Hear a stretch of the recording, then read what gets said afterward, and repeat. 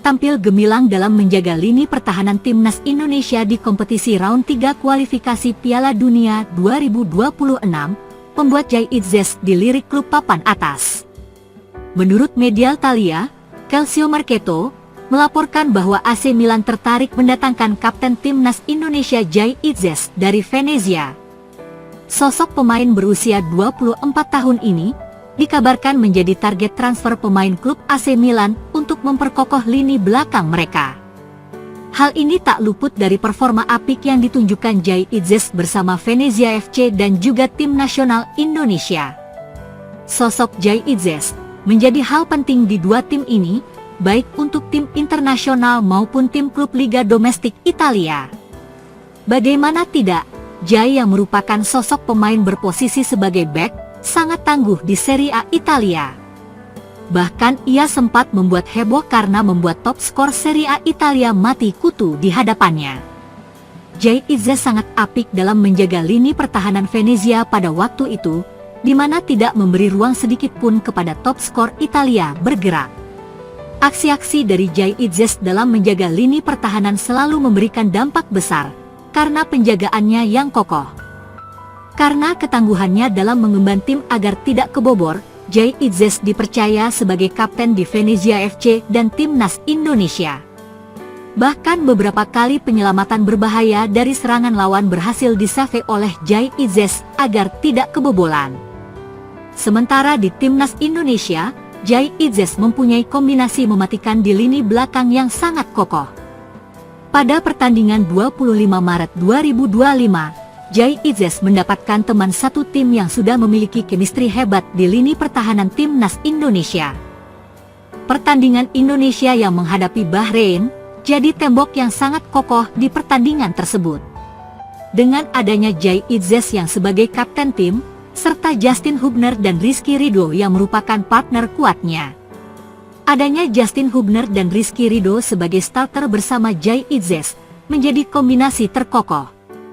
Karena chemistry mereka bertiga sudah tidak diragukan lagi dalam membackup pondasi pertahanan timnas.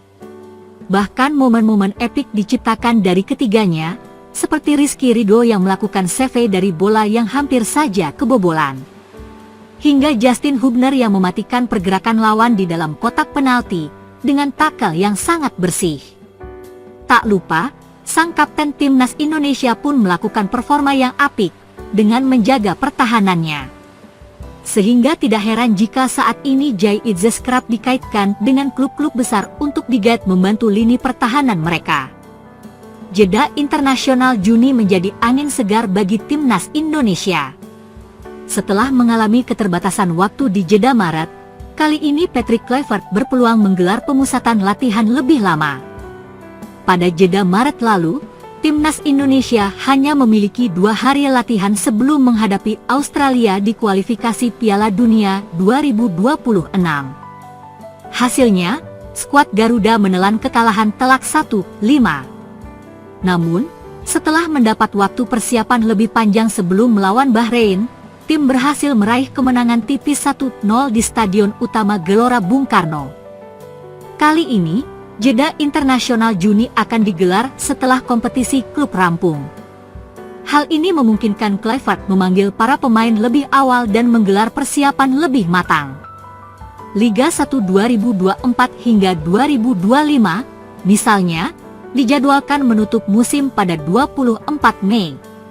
Dengan jeda 11 hari sebelum laga pertama melawan Cina pada 5 Juni, Kluivert dan asistennya, Alex Pastor, punya kesempatan untuk menyusun strategi lebih baik dan meningkatkan kekompakan tim.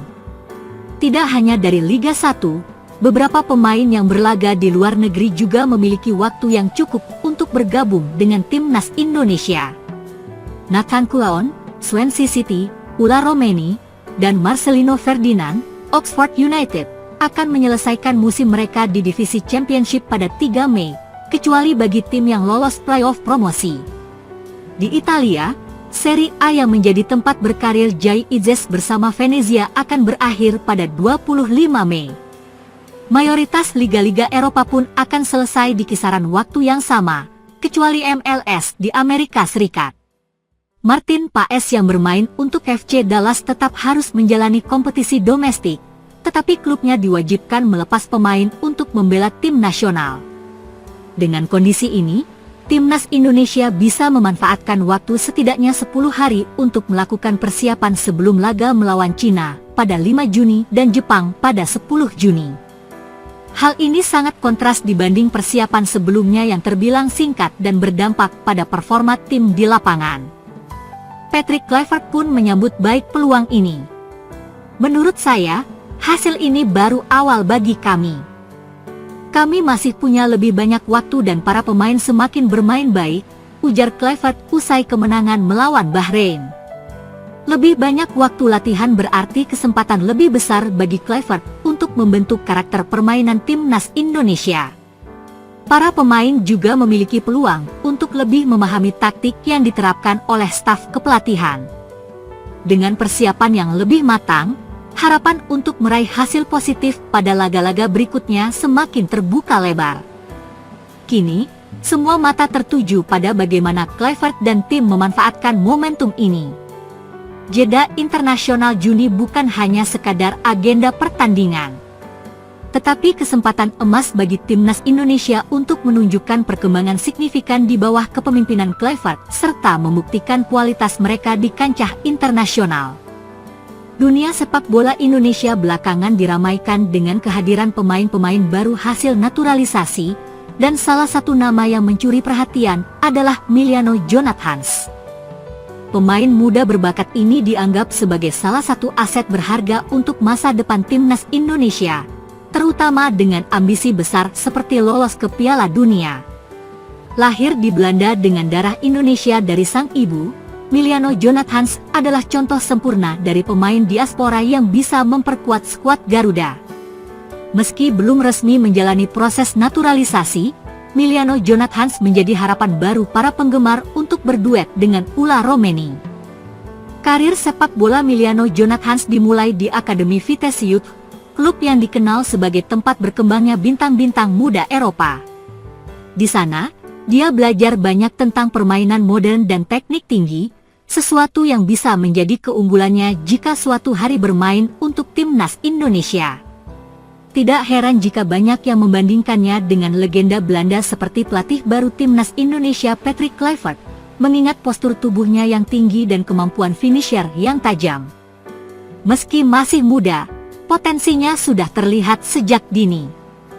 Pada tahun 2022, Emiliano Jonathans memulai karir profesionalnya dengan bergabung ke Vitesse Senior, klub yang bermain di Eerste Divisie, Liga kedua Belanda. Ini adalah langkah penting baginya untuk mendapatkan menit bermain dan pengalaman di level senior. Sebagai calon pemain naturalisasi, dia memiliki pilihan untuk membela Indonesia atau Belanda di level internasional. Namun, dengan semakin gencarnya program naturalisasi PSSI, harapan besar tertumpu padanya untuk suatu hari mengenakan jersey merah putih. Bakat Emiliano Jonathans tidak hanya terlihat dari statistiknya, tapi juga dari gaya bermainnya yang atletis dan cerdas. Dia bisa beroperasi sebagai penyerang tengah maupun sayap sesuai informasi yang diperoleh lewat halaman resmi Transfermarkt, memberikan fleksibilitas bagi pelatih Timnas Indonesia jika suatu hari dia dipanggil.